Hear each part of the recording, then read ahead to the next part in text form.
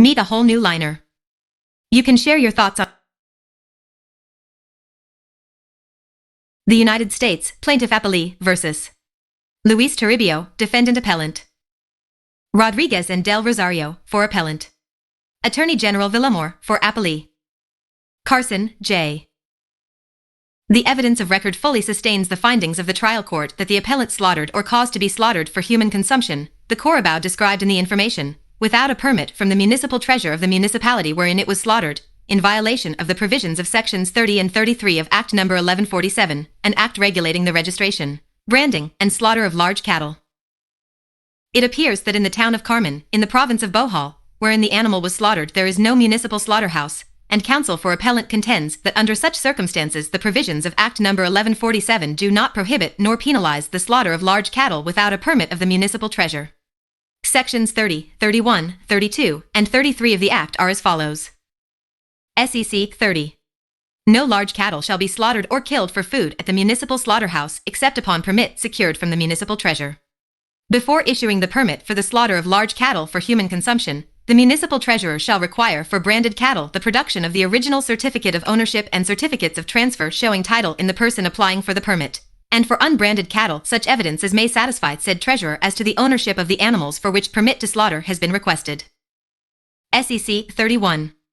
No permit to slaughter has been Carabaos shall be granted by the municipal treasurer unless such animals are unfit for agricultural work or for draft purposes, and in no event shall a permit be given to slaughter for food any animal of any kind which is not fit for human consumption. SEC 32. The municipal treasurer shall keep a record of all permits for slaughter issued by him, and such record shall show the name and residence of the owner, and the class, sex, age, brands, knots of radiated hair commonly known as remolinos or calyx, and other marks of identification of the animal for the slaughter of which permit is issued and the date on which such permit is issued. Names of owners shall be alphabetically arranged in the record, together with date of permit. A copy of the record of permits granted for slaughter shall be forwarded monthly to the provincial treasurer, who shall file and properly index the same under the name of the owner, together with date of permit. SEC 33. Any person slaughtering or causing to be slaughtered for human consumption or killing for food at the municipal slaughterhouse any large cattle except upon permit duly secured from the municipal treasurer, shall be punished by a fine of not less than 10 nor more than 500 pesos, Philippine currency, or by imprisonment for not less than 1 month nor more than 6 months, or by both such fine and imprisonment, in the discretion of the court. It is contended that the proper construction of the language of these provisions limits the prohibition contained in Section 30 and the penalty imposed in Section 33 to cases 1. Of slaughter of large cattle for human consumption in a municipal slaughter without a permit duly secured from the municipal treasurer, and 2. Cases of killing of large cattle for food in a municipal slaughterhouse without a permit duly secured from the municipal treasurer, and it is urged that the municipality of Carmen not being provided with a municipal slaughterhouse, neither the prohibition nor the penalty is applicable to cases of slaughter of large cattle without a permit in that municipality. We are of opinion, however, that the prohibition contained in Section 30 refers 1. To the slaughter of large cattle for human consumption anywhere, without a permit duly secured from the municipal treasurer, and 2. Expressly and specifically to the killing for food of large cattle at a municipal slaughterhouse without such permit, and that the penalty provided in Section 33 applies generally to the slaughter of large cattle for human consumption anywhere, without a permit duly secured from the municipal treasurer, and specifically to the killing for food of large cattle at a municipal slaughterhouse without such permit. It may be admitted at once that the pertinent language of those sections taken by itself and examined apart from the context fairly admits of 2 constructions, one whereby the phrase at the municipal slaughterhouse may be taken as limiting and restricting both the word slaughtered and the words killed for food in Section 30, and the words slaughtering or causing to be slaughtered for human consumption and the words killing for food in Section 33, and the other whereby the phrase at the municipal slaughterhouse may be taken as limiting and restricting merely the words killed for food and killing for food as used in those sections. But upon a reading of the whole Act, and keeping in mind the manifest and expressed purpose and object of its enactment, it is very clear that the latter construction is that which should be adopted. The Act primarily seeks to protect the large cattle of the Philippine Islands against theft and to make easy the recovery and return of such cattle to their proper owners when lost, strayed, or stolen. To this end it provides an elaborate and compulsory system for the separate branding and registry of ownership of all such cattle throughout the islands, whereby owners are enabled readily and easily to establish their title. It prohibits and invalidates all transfers of large cattle unaccompanied by certificates of transfer issued by the proper officer in the municipality where the contract of sale is made, and it provides also for the disposition of thieves or persons unlawfully in possession. so as to protect the rights of the true owners. All this, manifestly, in order to make it difficult for anyone but the rightful owner of such cattle to retain them in his possession or to dispose of them to others. But the usefulness of this elaborate and compulsory system of identification, resting as it does on the official registry of the brands and marks on each separate animal throughout the islands, would be largely impaired, if not totally destroyed, if such animals were requiring proof of ownership and the production of certificates of registry by the person slaughtering or causing them to be slaughtered, and this especially if the animals were slaughtered privately or in a clandestine manner, outside of a municipal slaughterhouse. Hence, as it would appear, Sections 30 and 33 prohibit and penalize the slaughter for human consumption or killing for food at a municipal slaughterhouse of such animals without a permit issued by the municipal treasurer, and Section 32 provides for the keeping of detailed records of all such permits in the office of the municipal and also of the provincial treasurer.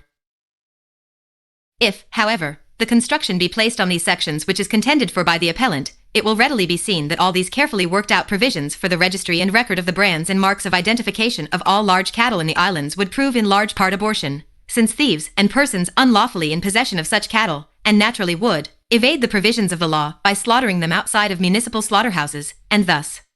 enjoy the fruits of their wrongdoing without exposing themselves to the danger of detection incident to the bringing of the animals to the public slaughterhouse, where the brands and other identification marks might be scrutinized and proof of ownership required. Where the language of a statute is fairly susceptible of two or more constructions, that construction should be adopted which will most tend to give effect to the manifest intent of the lawmaker and promote the object for which the statute was enacted, and a construction should be rejected which would tend to render abortive other provisions of the statute and to defeat the object which the legislator sought to attain by its enactment. We are of opinion, therefore, that Sections 30 and 33 of the Act prohibit and penalize the slaughtering or causing to be slaughtered for human consumption of large cattle at any place without the permit provided for in Section 30.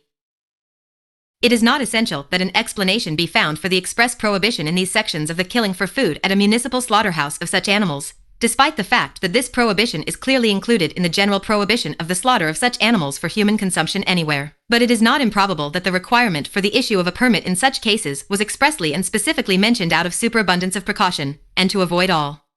possibility of misunderstanding in the event that some of the municipalities should be disposed to modify or vary the general provisions of the law by the passage of local ordinances or regulations for the control of municipal slaughterhouse.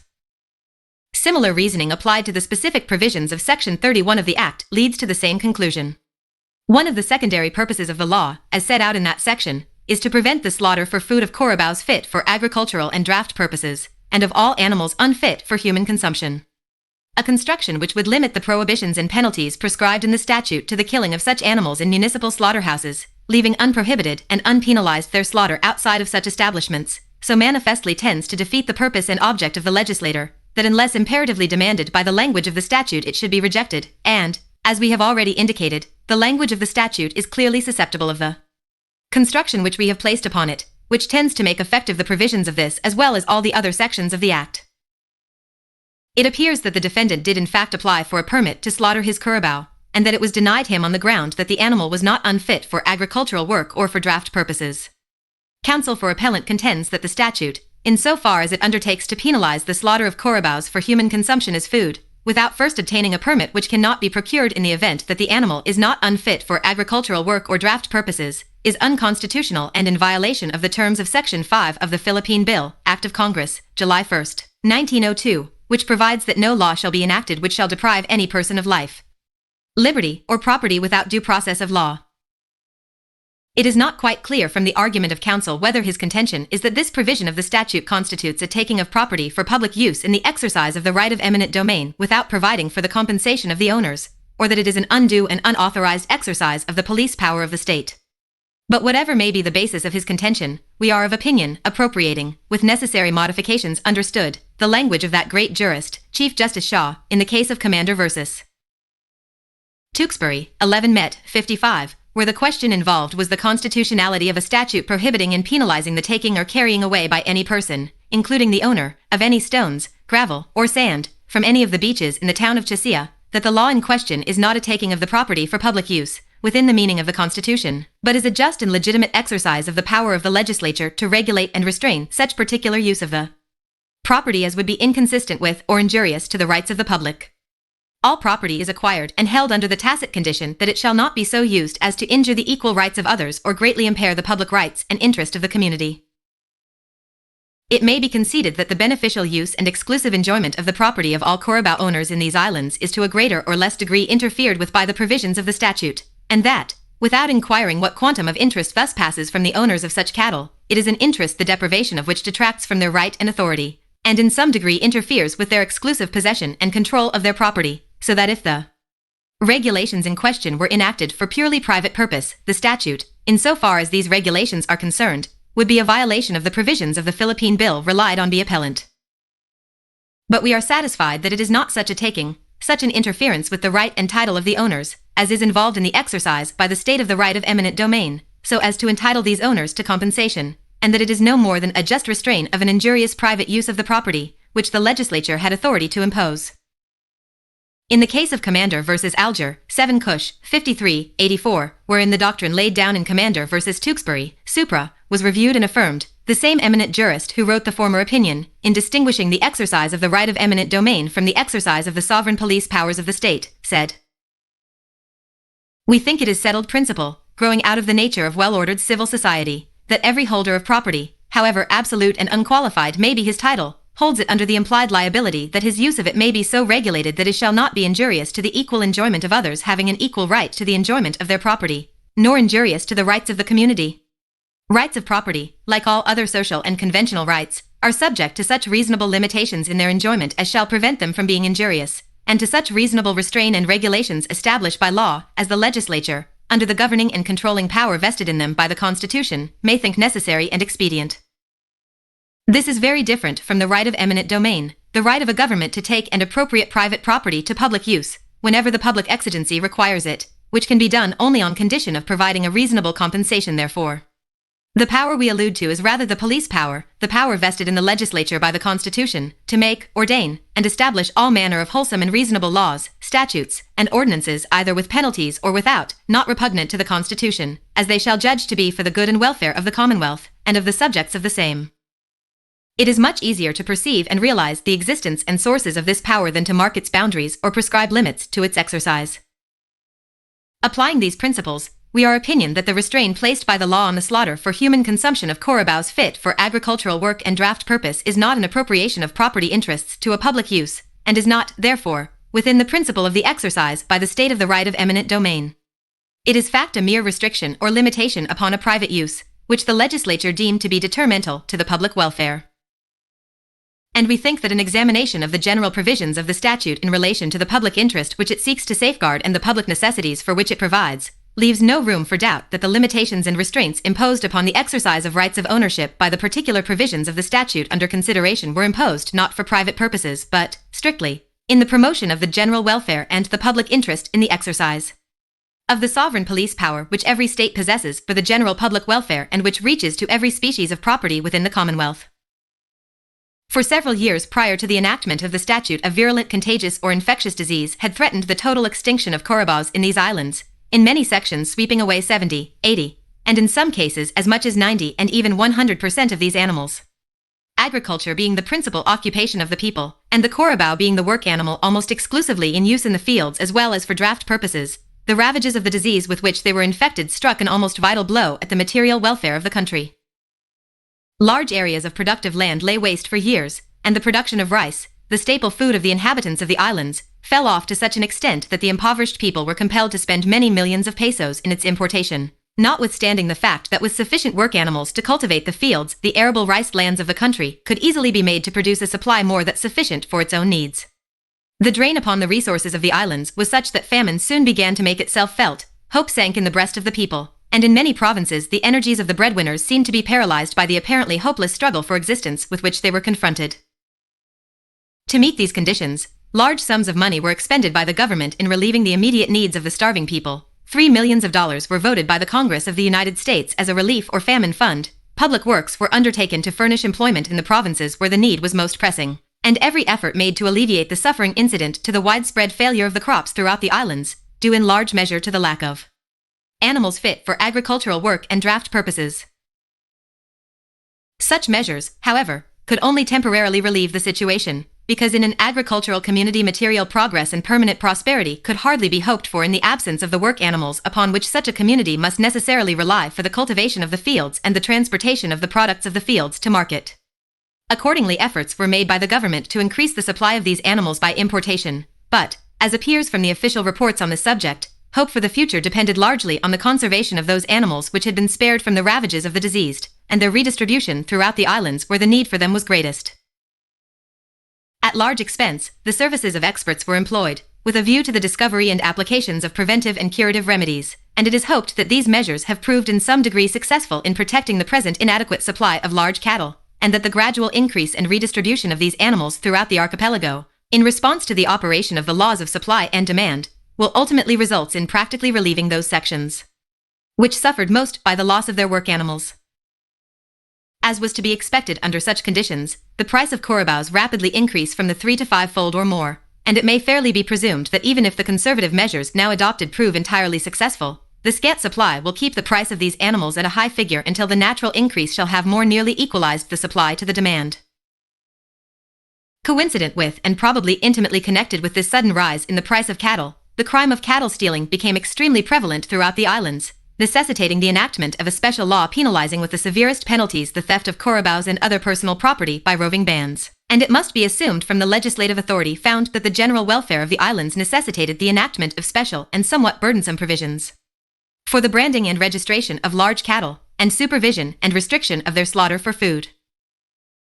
It will hardly be questioned that the provisions of the statute touching the branding and registration of such cattle, and prohibiting and penalizing the slaughter of diseased cattle for food were enacted in the due and proper exercise of the police power of the state, and we are of opinion that, under all the circumstances, the provision of the statute prohibiting and penalizing the slaughter for human consumption of Carabaos fit for work were in like manner enacted in the due and proper exercise of that power, justified by the exigent necessities of existing conditions, and the right of the state to protect itself against the overwhelming disaster incident to the further reduction of the supply of animals fit for agricultural work or draft purposes. It is, we think, a fact of common knowledge in these islands, and disclosed by the official reports and records of the administrative and legislative departments of the government, that not merely the material welfare and future prosperity of this agricultural community were threatened by the ravages of the disease which swept away the work animals during the years prior to the enactment of the law under consideration, but that the very life and existence of the inhabitants of these islands as a civilized people would be more or less imperiled by the continued destruction of large cattle by disease or otherwise. Confronted by such conditions, there can be no doubt of the right of the legislature to adopt reasonable measures for the preservation of work animals, even to the extent of prohibiting and penalizing what would, under ordinary conditions, be a perfectly legitimate and proper exercise of rights of ownership and control of the private property of the citizen. The police power rests upon necessity and the right of self-protection, and if ever the invasion of private property by police regulation can be justified, we think that the reasonable restriction placed upon the use of Carabaos by the provision of the law under discussion must be held to be authorized as a reasonable and proper exercise of that power. As stated by Mr. Justice Brown in his opinion in the case of Lawton v. Steele, 152 U.S. 133, 136. The extent and limits of what is known as the police power have been a fruitful subject of discussion in the appellate courts of nearly every state in the Union. It is universally conceded to include everything essential to the public safety, health, and morals, and to justify the destruction or abatement, by summary proceedings, of whatever may be regarded as a public nuisance. Under this power it has been held that the state may order the destruction of a house falling to decay or otherwise endangering the lives of passers-by, the demolition of such as are in the path of a conflagration, the slaughter of diseased cattle, the destruction of decayed or unwholesome food, the prohibition of wooden buildings in cities, the regulation of railways and other means of public conveyance, and of interments in burial grounds, the restriction of objectionable trades to certain localities, the compulsory vaccination of children, the confinement of the insane or those afflicted with contagious diseases, the restraint of vagrants, beggars, and habitual drunkards, the suppression of obscene publications in houses of ill fame, and the prohibition of gambling houses and places where intoxicating liquors are sold. Beyond this, however, the state may interfere wherever the public interests demand it, and in this particular a large discretion is necessarily vested in the legislature to determine, not only what the interests of the public require, but what measures are necessary for the protection of such interests. Barbier v. Connolly, 113 U.S. 27, Kidd v. Pearson, 128 U.S. 1. To justify the state in thus interposing its authority in behalf of the public, it must appear, first, that the interests of the public generally, as distinguished from those of a particular class, require such interference, and, second, that the means are reasonably necessary for the accomplishment of the purpose, and not unduly oppressive upon individuals. The legislature may not, under the guise of protecting the public interests, arbitrarily interfere with private business, or impose unusual and unnecessary restrictions upon lawful occupations. In other words, its determination as to what is a proper exercise of its police powers is not final or conclusive, but is subject to the supervision of the court.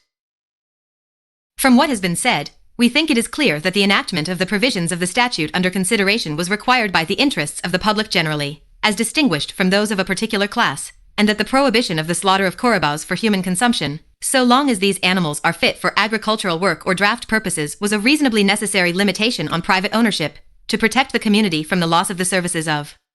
such animals by their slaughter by improvident owners, tempted either by greed of momentary gain, or by a desire to enjoy the luxury of animal food, even when by so doing the productive power of the community may be measurably and dangerously affected. Chief Justice Redfield, in Thorpe v. Rutland and Burlington R. Company, 27 Vanuatu Vatu, 140, said, p. 149, that by this general police power of the state, persons and property are subjected to all kinds of restraints and burdens, in order to secure the general comfort, health, and prosperity of the state, of the perfect right in the legislature to do which no question ever was, or, upon acknowledged and general principles, ever can be made, so far as natural persons are concerned. And Cooley in his Constitutional Limitations, 6th edition, p. 738, says, it would be quite impossible to enumerate all the instances in which the police power is or may be exercised, because the various cases in which the exercise by one individual of his rights may conflict with a similar exercise by others, or may be detrimental to the public order or safety, are infinite in number and in variety. And there are other cases where it becomes necessary for the public authorities to interfere with the control by individuals of their property, and even to destroy it, where the owners themselves have fully observed all their duties to their fellows and to the state, but where, nevertheless, some controlling public necessity demands the interference or destruction. A strong instance of this description is where it becomes necessary to take, use, or destroy the private property of individuals to prevent the spreading of a fire, the ravages of a pestilence, the advance of a hostile army, or any other great public calamity. Here the individual is in no degree in fault, but his interest must yield to that necessity which knows no law. The establishment of limits within the denser portions of cities and villages within which buildings constructed of inflammable materials shall not be erected or repaired may also, in some cases, be equivalent to a destruction of private property, but regulations for this purpose have been sustained notwithstanding this result. Wharf lines may also be established for the general good, even though they prevent the owners of waterfronts from building out on soil which constitutes private property. And, whenever the legislature deem it necessary to the protection of a harbor to forbid the removal of stones, gravel, or sand from the beach, they may establish regulations to that effect under penalties, and make them applicable to the owners of the soil equally with other persons. Such regulations are only a just restraint of an injurious use of property, which the legislature have authority to impose. So a particular use of property may sometimes be forbidden, where, by a change of circumstances, and without the fault of the power, that which was once lawful, proper, and unobjectionable has now become a public nuisance, endangering the public health or the public safety. Milldams are sometimes destroyed upon this grounds, and churchyards which prove, in the advance of urban population, to be detrimental to the public health, or in danger of becoming so, are liable to be closed against further use for cemetery purposes. These citations from some of the highest judicial and textbook authorities in the United States clearly indicate the wide scope and extent which has there been given to the doctrinus in our opinion that the provision of the statute in question being a proper exercise of that power is not in violation of the terms of Section 5 of the Philippine Bill, which provide that no law shall be enacted which shall deprive any person of life, liberty, or property without due process of law, a provision which itself is adopted from the Constitution of the United States, and is found in substance in the Constitution of most if not all of the states of the Union. The judgment of conviction and the sentence imposed by the trial court should be affirmed with the costs of this instance against the appellant. So ordered. Ariano, C.J., Torres, Johnson, Moreland, and Elliott, J.J., concur.